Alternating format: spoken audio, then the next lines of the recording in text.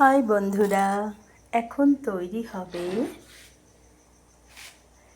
ডিম পোস্ত।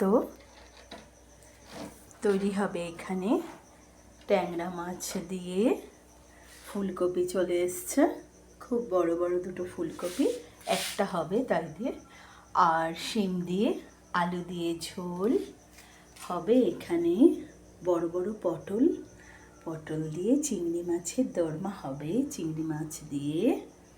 আর হবে এখানে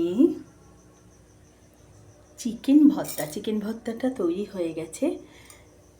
আমরা অনেক কিছু ভর্তা খাই, নানান রকমের সবজি, আলু, অনেক কিছুর ভর্তা খেয়ে থাকি, ডিমের ভর্তাও খাই, কিন্তু চিকেনের ভর্তাটা অনেকেই সেরকমভাবে হয়তো খায়নি। তো ভীষণ ভীষণ ভালো লাগে সমস্ত রকম জিনিস দিয়ে, অর্থাৎ পেঁয়াজ, রসুন, কাঁচা লঙ্কা, শুকনো লঙ্কা যে খাবে, আদা একটু ছোট ছোট করে গার্নিশ করে দিয়ে, টমেটো দিয়ে চিকেন একসঙ্গে ভেজে খাবার সময় এটাকে ভালো করে মেখে নিতে হবে আলু ভাতের মতন। তো